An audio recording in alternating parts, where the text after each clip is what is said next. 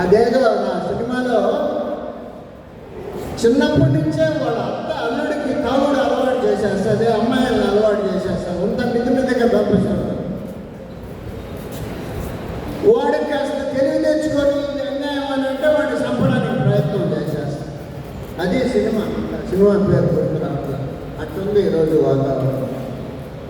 కాబట్టి మనం మాట్లాడుకున్నంత సులువు కాదు. ఇది నేను భయపెట్టడానికి చెప్తున్న మాట కాదు, దీన్ని నిరుత్సాహపరిచేదానికి చెప్తున్న మాట కాదు, నీరసపడేదానికి చెప్తున్న మాట కాదు. మన కర్తవ్యం చాలా కష్టమైంది, క్లిష్టమైంది అని చెప్పడమే ఇక్కడ నా ఉద్దేశం. చిన్న పీవీసీ ఫ్యాక్టరీ కోసం వచ్చి తిరిగింది, మీరంతా తిరిగారు, సంవత్సరం పైన తిరిగారు పీవీసీ కోసం. అందరూ దాదాపు ఆ ఉద్యమంలో నెల్లూరులో ఉన్న వామపక్ష శక్తులన్నీ ఏకమైంది. ఇప్పుడు ఇది వామపక్ష వ్యవహారం కాదు, ఏదో ఈ కమ్యూనిస్టులకు ఏం పని పట్టలేదు అని చెప్పి అన్నట్టుగా చూస్తున్నారు. ఇది మొత్తం ప్రజల సమస్య. ఒక మాటలో చెప్పుకోవాలంటే వాడు కూడా భస్మాసురుడు లాగా అయింది. ఆ భస్మాసురుడు ఉన్నాడో లేదో, వాడిని ఎత్తిన వాడికి చేతులు పెట్టుకొని భస్మయ్యాడో లేదో, కానీ ఈరోజు పర్యావరణ పరిస్థితి మానవాడి మనుగడికే చెత్త ప్రమాదంగా ఉంది. మనం ఇప్పటికే నీళ్ళు కొనుక్కొని తాగుతున్నాం, ఇందాక మిత్రులు చెప్పారు గాలి కొనుక్కొని పీల్చుకుంటున్నాం. ఇంకా కొంతకాలానికి అసలు ఇళ్లల్లో కూడా ఏసీలు లేదే ఉండలేని పరిస్థితి వచ్చింది. అందువల్ల చాలా భయంకరమైనటువంటి పరిస్థితుల్లో ఉన్నాం. ఇంకొక దారి కూడా లేదు. ఏమైనా షార్ట్ కట్ ఉందా, క్విక్గా పోయి మనం ఏమైనా చేసేస్తామంటే చేసేది లేదు. దేనికైనా ప్రజల్లో చైతన్యం రావాలి. ఆ ప్రజల్లో చైతన్యం తేవడానికి 1,000,000 అడ్డంకులు అయినా కానీ ఓపికగా వెంటనే మనకు ఫలితాలు రాలేదు, వాళ్ళు రాలేదు, వీళ్ళు స్పందించడం లేదు, మనం ఏం చేయలేమని నిరుత్సాహపడకుండా అది పనిగా పట్టుదలగా వదలకుండా చేస్తే కొంత అవకాశం ఉంటుంది.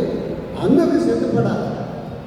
ఇక్కడ ఉన్నటువంటి జనం చాలా, ఇది మొత్తం కమ్యూనిస్టుల సమస్య కాదు, వామపక్షవాదుల సమస్య కాదు, ఇది జాతి సమస్య. ఈ జాతి మనుగడ ఉండాలంటే, మానవ జాతి వ్యక్తికి బతకట్టాలంటే ఈ పర్యావరణాన్ని కాపాడుకోవాలి. మనకు వచ్చిన పరిస్థితి ఎవడో అబ్బాని లాంటి వాడు, ఆదాని లాంటి వాడు ఏడన్నా చంద్రమండలంలోని ఏడన్నా ఉంటాడేమో, కానీ అందరికీ అక్కడ 30 ఏళ్ళ తలదాల్చుకోవడం సాధ్యం కాని పరిస్థితి.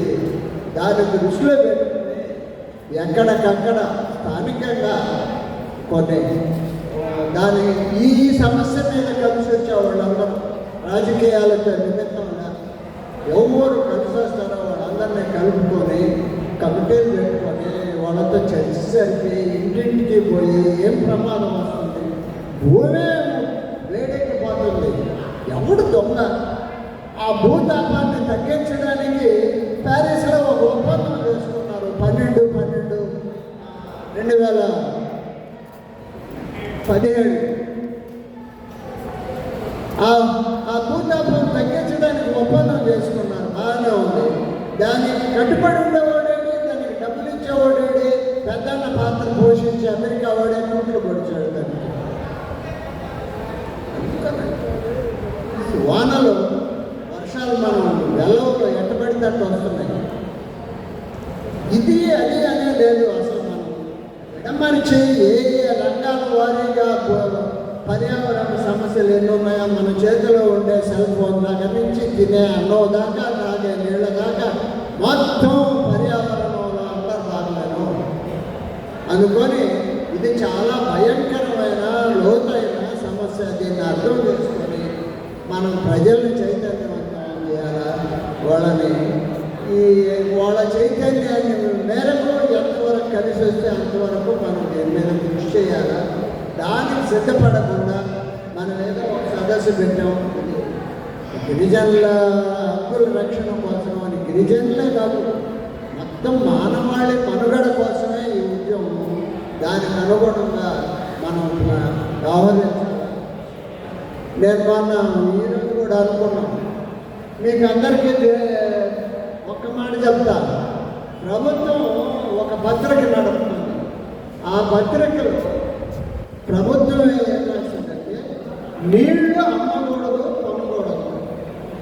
నీరు వ్యాపార వస్తువు కాదు, అది ప్రకృతి వనరు, సహజంగా అందరికీ అందాలని ప్రభుత్వం చెప్పిపోతామా.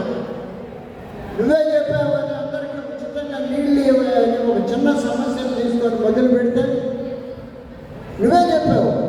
నీళ్ళు అమ్మకూడదు, కొనకూడదు అంటున్నావు. నువ్వే అమ్ముతున్నావు, అమ్మే వాళ్ళకి లైసెన్సులు ఇస్తున్నావు. అట్లా అనేక లోతైనటువంటి విషయాలు ఉన్నాయి. వాటన్నింటినీ మనం చర్చించుకొని ఎంతవరకు ఏమే ప్రజలను కలిసి వస్తారో ఆలోచించుకొని ఆ మేరకు కృషి చేయాలని చెప్పేసి నేను భావిస్తున్నా.